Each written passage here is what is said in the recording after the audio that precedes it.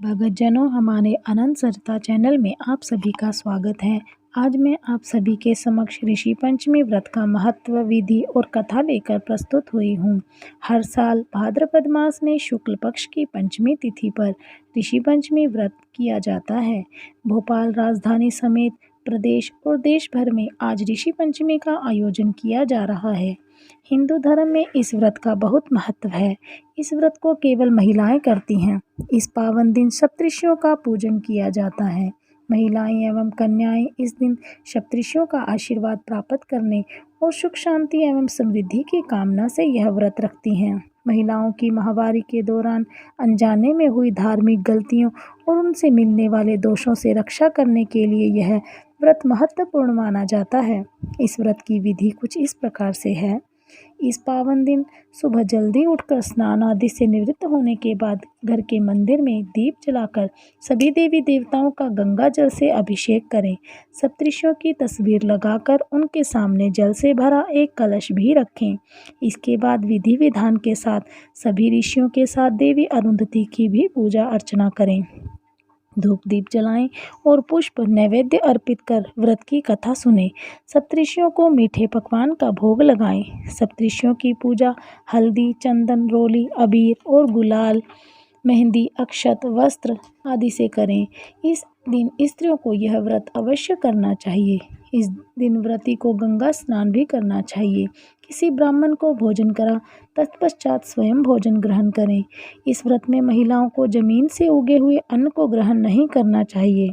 इस व्रत का उद्यापन वृद्धावस्था में किया जाता है।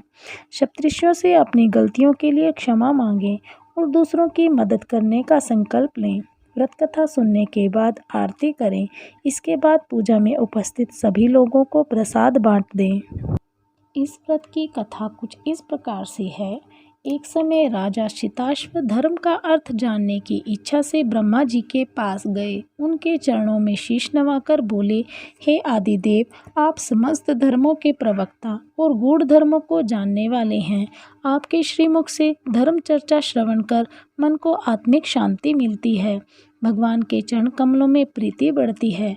वैसे तो आपने मुझे नाना प्रकार के व्रतों के बारे में उपदेश दिए हैं। अब मैं आपके मुखारविंद से उस श्रेष्ठ व्रत को सुनने की अभिलाषा रखता हूँ, जिसके करने से प्राणियों के समस्त पापों का नाश हो जाता है।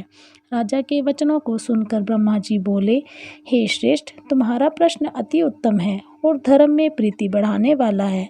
मैं तुमको समस्त पापों को नष्ट करने वाला सर्वोत्तम व्रत के बारे में बताता हूँ। यह व्रत ऋषि पंचमी के नाम से जाना जाता है। इस व्रत को करने वाला प्राणी अपने समस्त पापों से छुटकारा पा लेता है।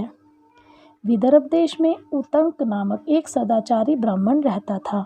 उसकी पत्नी बड़ी पतिव्रता थी, जिसका नाम सुशीला था। उस ब्राह्मण के एक पुत्र तथा एक पुत्री, 2 संतान थी। विवाह योग्य होने के पर उसने उसके समान ही कुशल वर ढूंढकर कन्या का विवाह कर दिया। देवयोग से कुछ दिनों बाद वह विधवा हो गई। दुखी ब्राह्मण दंपत्ति कन्या सहित गंगा तट पर कुटिया बनाकर रहने लगे। एक दिन ब्राह्मण कन्या सो रही थी कि उसका शरीर कीड़ों से भर गया। कन्या ने सारी बात अपनी माँ से कही।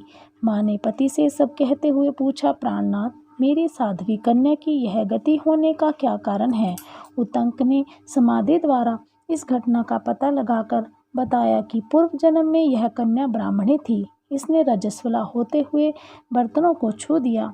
इस जन्म में भी इसने लोगों की देखा देखी ऋषि पंचमी का व्रत नहीं किया है, इसलिए इसके शरीर में कीड़े पड़े हैं। धर्मशास्त्रों की मान्यता है कि रजस्वला स्त्री पहले दिन चंडालनी, दूसरे दिन ब्रह्मघातनी तथा तीसरे दिन धोबिन के समान अपवित्र होती है। वह चौथे दिन स्नान करके शुद्ध होती है। यदि यह शुद्ध मन से अब भी ऋषि पंचमी का व्रत करें तो इसके सारे दुख दूर हो जाएंगे और अगले जन्म में अटल सौभाग्य प्राप्त करेगी।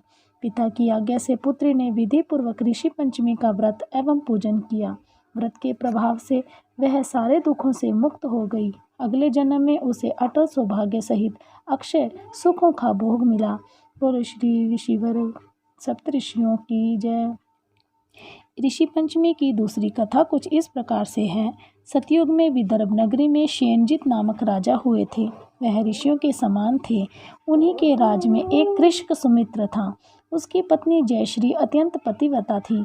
एक समय वर्षा ऋतु में जब उसकी पत्नी खेती के कामों में लगी हुई थी तो वह रजस्वला हो गई। उसको रजस्वला होने का पता लग गया, फिर भी वह घर के कामों में लगी रही। कुछ समय बाद वह दोनों स्त्री पुरुष अपनी अपनी आयु भोग कर मृत्यु को प्राप्त हुए। जयश्री तो कुतिया बनी और सुमित्र को रजस्वला स्त्री के संपर्क में आने के कारण बैल की योनि मिली, क्योंकि ऋतु दोष के अतिरिक्त इन दोनों का कोई अपराध नहीं था। इसी कारण इन दोनों को अपने पूर्व जन्म का समस्त विवरण याद रहा।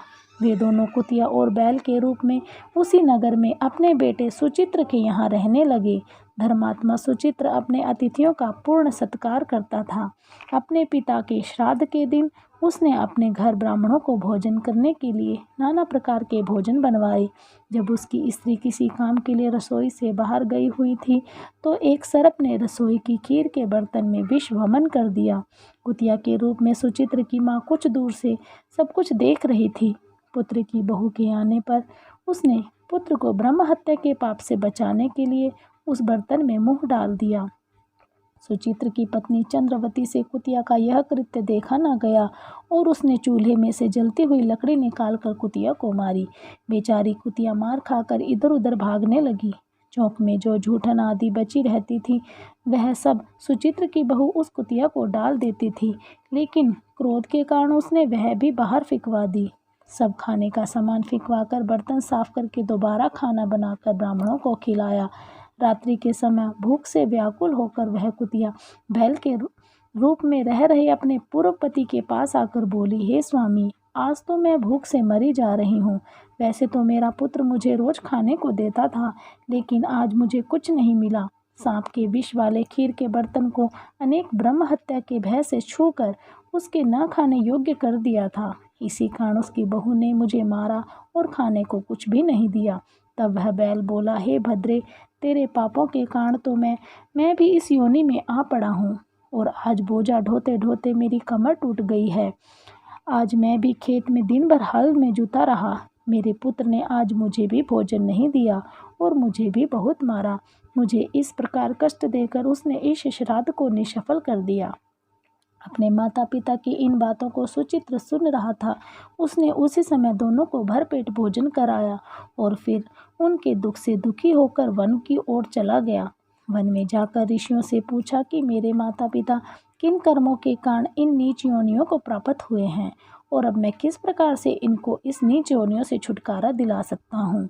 तब सर्वतमा ऋषि बोले, तुम इनकी मुक्ति के लिए पत्नी सहित ऋषि पंचमी का व्रत धारण करो तथा उसका फल अपने माता पिता को दो।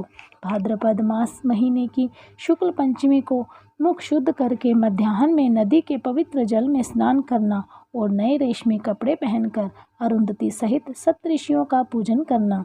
इतना कहकर सुचित्र अपने घर लौट आया और अपनी पत्नी सहित विधि विधान से पूजन व्रत किया। उसके पुण्य से माता पिता दोनों पशु योनियों से छूट गए।